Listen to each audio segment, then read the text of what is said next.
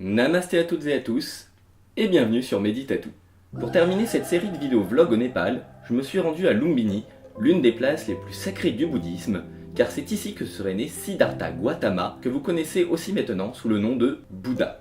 Lumbini se situe dans le Terai népalais, proche de la frontière indienne, autrement dit dans la bande de terre au sud du Népal, qui présente des paysages totalement différents de ce que j'avais pu voir jusqu'à présent. Ici, plus de montagnes, mais de grandes plaines qui s'étendent à perte de vue dans une région tropicale. Et contrairement à d'autres hauts lieux du tourisme au Népal et l'importance religieuse de cet endroit, Lumbini n'est en réalité qu'un village très peu peuplé malgré ses 130 000 visiteurs annuels. Son importance historique lui a valu d'être classé au patrimoine mondial de l'UNESCO en 1997. Et depuis, une immense zone de 768 hectares, répartie sur 4,8 km de long et 1,6 km de large, est réservée à la construction de monastères que n'importe quel pays dans lequel existe une communauté bouddhiste peut décider d'entreprendre. Entre le bassin sacré, la zone des temples, le musée de Lumbini et la pagode de la paix, préparez-vous pour une visite au cœur d'un des lieux de pèlerinage les plus réputés d'Asie. Et surtout, préparez-vous à découvrir tout ce que vous n'avez jamais su sur l'histoire de la vie de Bouddha.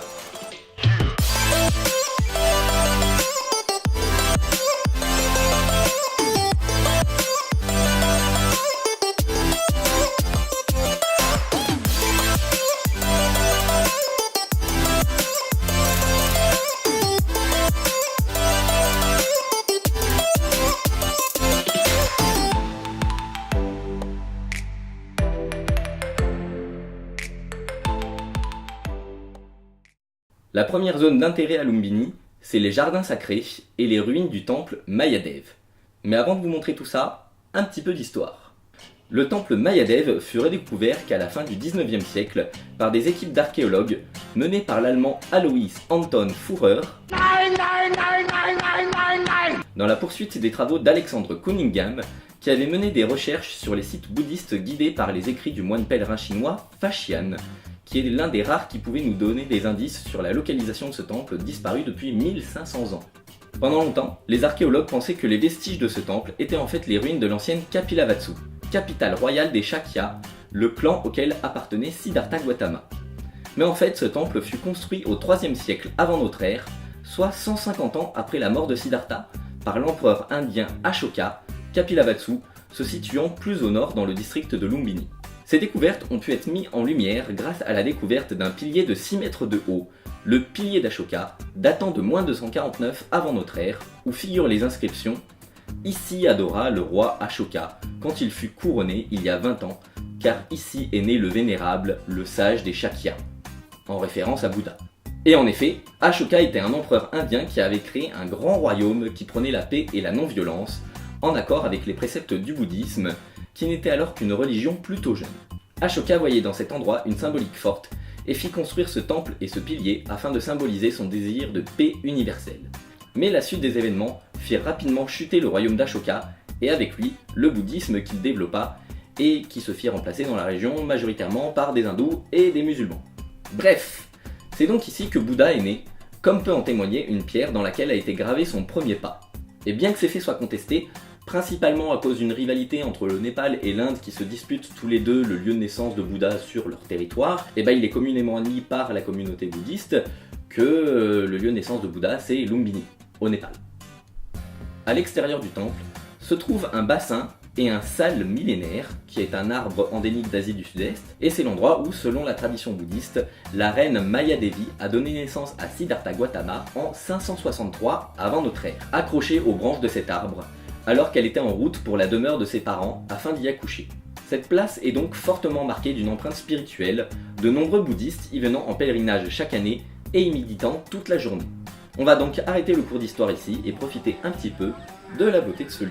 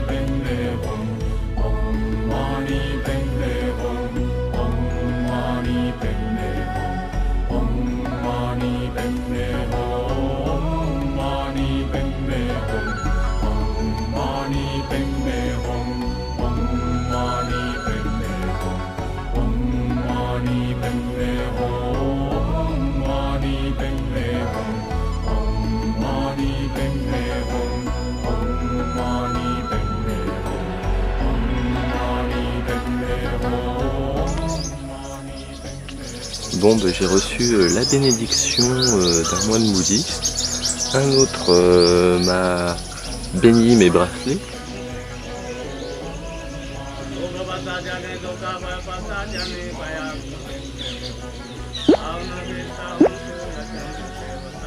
Et un autre m'en a fait un nouveau. Donc, c'était un moment plutôt sympa passé avec eux. J'ai assisté à leur prière. C'était beaucoup moins spectaculaire que ce à quoi je m'attendais. Juste une cérémonie de chant autour de l'arbre sacré. Et là, maintenant, je pense que vu le calme de ce lieu, je vais en profiter pour faire une petite séance de méditation.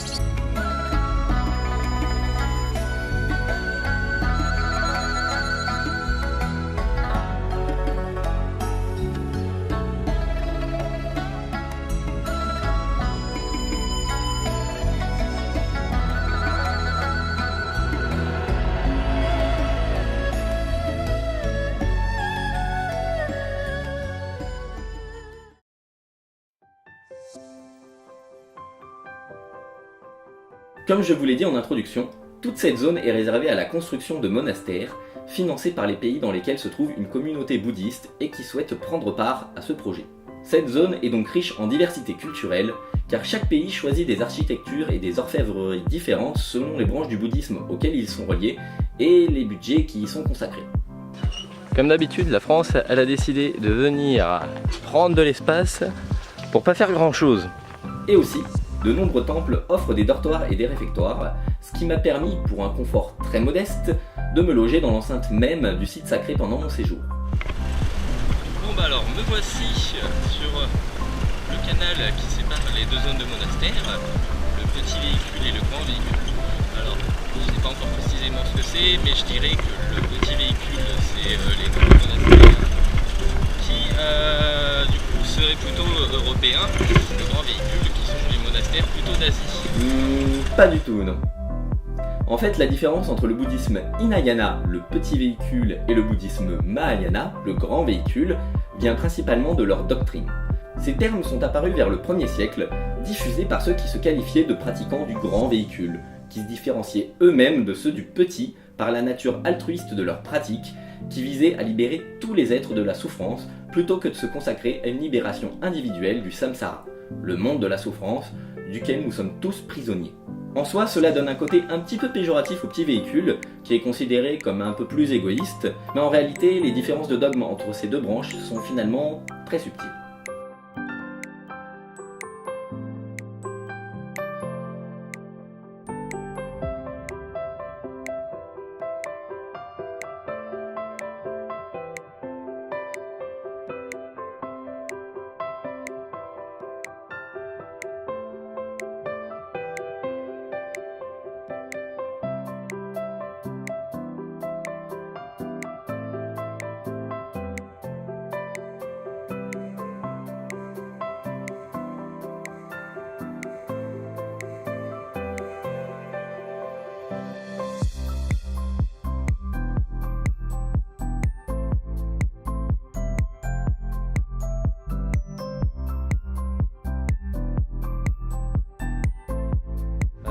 Du coup, effectivement, j'ai croisé qu'un seul blanc depuis que je suis ici. Ce qui est drôle à voir, c'est que je suis un phénomène de foire. Je croise des gens dans le monastère et ils me demandent s'il te plaît, est-ce qu'on peut prendre des photos avec toi? Que je leur ai demandé pourquoi ils voulaient et il n'y a personne qui a su me répondre à part it's funny. Ok, I'm funny, you know.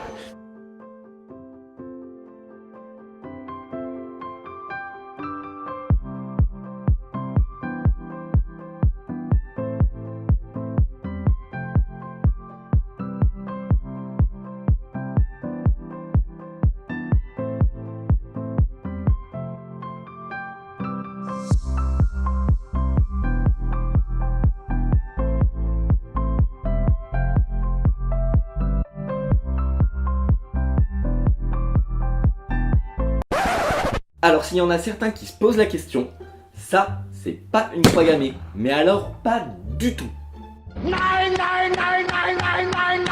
Faut arrêter de penser que ce signe, il a été créé par les nazis. Ça c'est une svastika, c'est pas une croix gammée.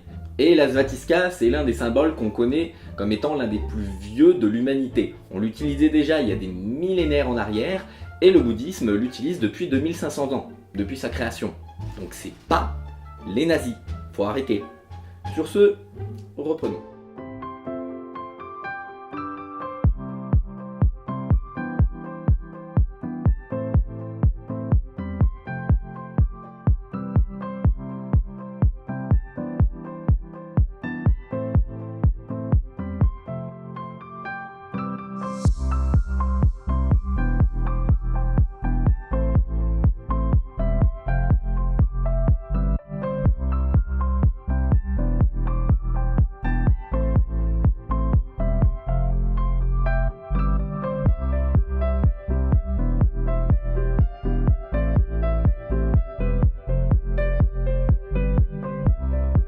Et vu que c'était pas la grande période touristique, il y a certains monastères comme celui du Japon qui était en rénovation, ou même celui de la France qui était en construction.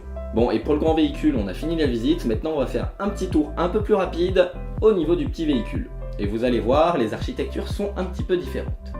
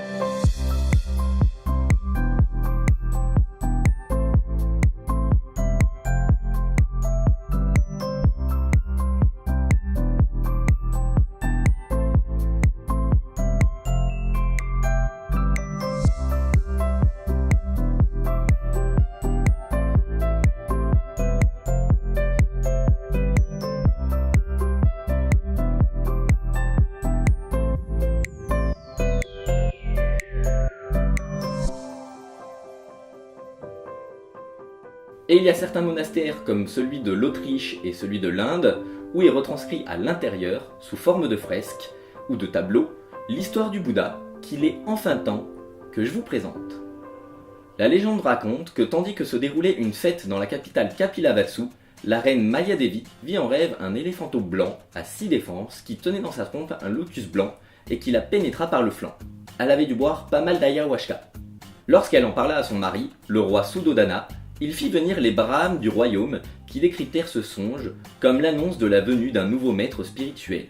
10 cycles lunaires après cet événement, la reine quitta Kapilavatthu avec une grande escorte pour se rendre chez ses parents et y accoucher, comme le voulait la tradition. Mais le terme de la grossesse arriva alors qu'elle était dans les jardins de Lumbini. Elle s'accrocha donc aux branches du sal qui se trouvaient là et accoucha debout. Malheureusement, Maya Devi est morte une semaine plus tard et elle confia Siddhartha Gautama à sa sœur et coépouse Maha Prajapati. Suddhodana fit convoquer à nouveau des brahmes pour lui prédire la vie de son fils aîné. Ceux-ci lui dirent qu'il deviendrait soit un grand roi, soit une éminente figure religieuse. Le roi, voulant que son fils aîné lui succède à la tête du royaume, prit ses précautions et il interdit à Siddhartha de sortir de l'enceinte du palais royal, pensant qu'une vie de facilité et de luxure l'empêcherait de réfléchir aux difficultés de ce monde et à la souffrance des hommes. Et pendant 29 années, c'est effectivement ce qu'il se passa. Siddhartha vivait paisiblement dans l'enceinte du palais, dans le respect de l'hindouisme. Il épousa sa femme, la princesse Yashodhara, à l'âge de 16 ans, avec qui il eut un fils, Rahula. Il fut formé toute sa vie à l'équitation, le maniement du sabre et le maniement de l'arc dans lequel il excellait. Mais il est dit qu'il était déjà familier à la méditation depuis son plus jeune âge et qu'il faisait déjà preuve d'une compassion envers tous les êtres vivants. Mais à 29 ans, il sortit de l'enceinte du palais et fit des rencontres qui bouleversèrent sa vie et sa vision du monde. Un vieil homme lui fit prendre conscience de la souffrance découlant du temps, Un homme malade lui fit prendre conscience que cette souffrance peut être indépendante du temps, et la vue d'un cadavre lui fit prendre conscience de la mort et du caractère universel de la souffrance. Ça peut paraître assez bête dit comme ça, mais faut bien imaginer qu'après 29 ans enfermé et protégé de tout ça, le choc a dû être assez violent. Bref, un peu plus tard, il rencontra un ermite à qui il fit part de ses réflexions, et ce dernier lui montra l'entrée dans la voie de la sagesse. Vint alors le temps de la grande renonciation. Siddhartha décida de quitter le palais pour mener une vie d'ascète et apprendre la spiritualité avec différents maîtres hindouistes, avant de se consacrer pleinement à la méditation et de trouver par lui-même la voie menant au nirvana.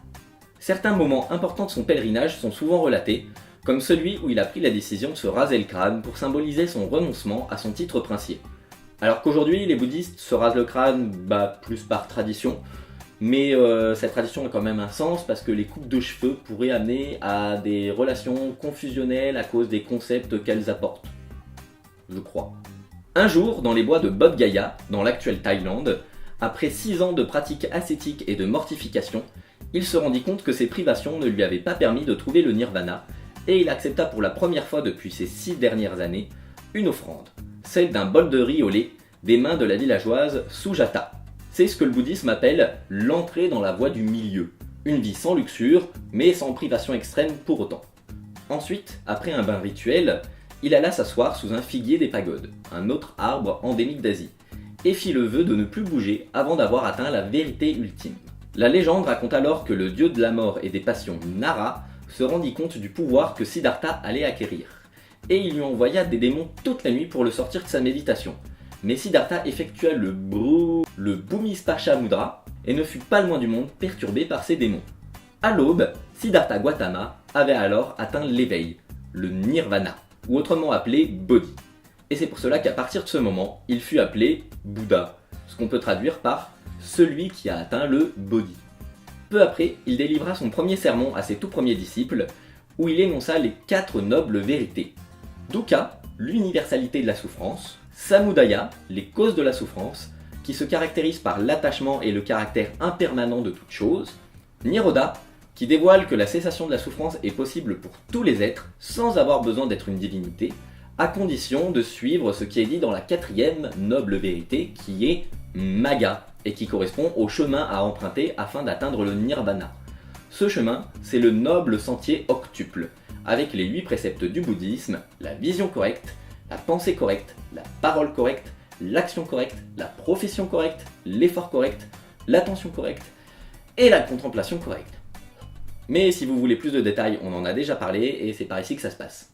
Ce moment est bien évidemment l'un des plus importants du bouddhisme, car il est considéré comme le lancement de la roue du Dharma, et c'est à ce moment-là que la religion bouddhiste a vu le jour. Et quelles que soient les branches du bouddhisme qui ont pu se créer au fur et à mesure des siècles, le message originel est le même. La cause de la souffrance qui touche tous les hommes, c'est leur attachement aux pensées et aux émotions, qui les empêchent de vivre dans la réalité du moment présent. Et pour s'en libérer, le seul remède, c'est la méditation. Méditation. Bouddha atteignit donc l'éveil à 35 ans. Il retourna ensuite à Kapilavatthu pour tenter de résoudre les problèmes qu'il avait avec son père, qui avait du mal à accepter que son fils ne prenne pas la succession à la tête du royaume. Puis tout le reste de sa vie, il parcourut la région du Gange, ayant fait le vœu de libérer tous les êtres de la souffrance. Les textes racontent qu'il était capable d'adapter sa parole et son enseignement à tout auditoire, permettant ainsi de mettre de très nombreuses personnes sur la voie de la libération. Et on dit aussi qu'il était capable de guérir les hommes et les animaux de très nombreuses maladies. D'ailleurs, il y a même une discipline qui s'appelle la médecine du Bouddha. Et même s'il était capable de déjouer les tentatives d'assassinat qui le visaient, la dernière étape importante de sa vie fut sa mort. Façon de parler. À 80 ans, il tomba gravement malade. Sentant sa fin approcher, il se rendit à Kushinagar, dans l'Inde actuelle, avec ses disciples à son chevet. Bouddha se tourna alors sur le côté droit, tournant le dos face au nord. Je sais pas si ça a une signification, mais voilà. Et il entama une ultime méditation. Et alors qu'il atteignait le nirvana pour la dernière fois, il prononça ces mots. À présent, moine, je vous exhorte. Il est dans la nature de toute chose conditionnée de se désagréger. Alors faites tout votre possible, inlassablement, en étant à tout moment pleinement attentif, présent et conscient. Puis il rendit son dernier souffle en souriant. Ce moment est considéré comme l'atteinte du par-nirvana, l'atteinte de la félicité de l'esprit, libérée des agrégats du monde physique. Et du coup, l'histoire de Bouddha se termine là-dessus. On va donc finir la vidéo avec une rapide visite de la partie la plus au nord de Lumbini, le Lumbini New Village, avec le musée de Lumbini et la pagode de la paix.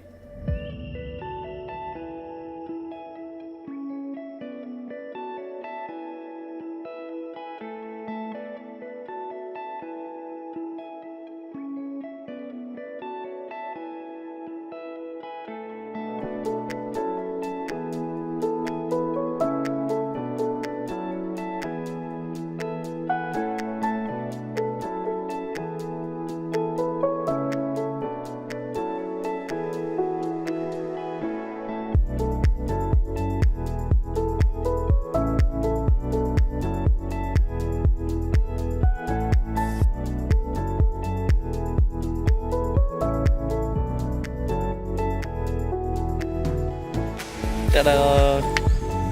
No shoes.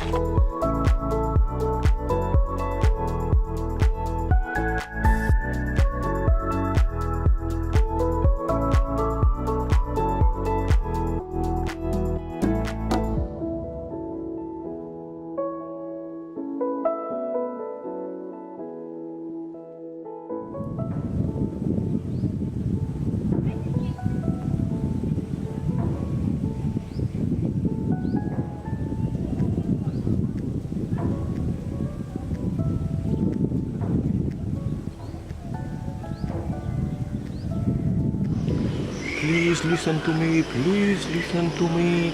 Don't hurt anybody. Just make the peace everywhere around you, something like that.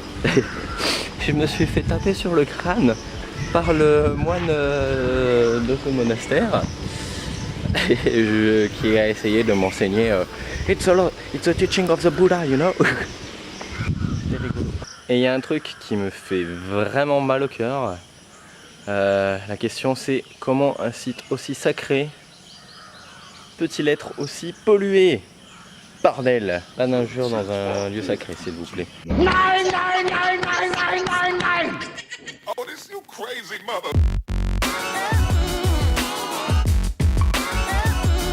Cette vidéo prend donc fin, et avec elle, on termine la saison 1 de Meditatou. C'était la dernière vidéo que je voulais vous faire, avant de changer un petit peu quelques concepts sur la chaîne. Vous en saurez plus dès le mois de mai. D'ici là, abonnez-vous à la chaîne, partagez la vidéo et likez-la si elle vous a plu. Et surtout, n'oubliez pas, Meditatou.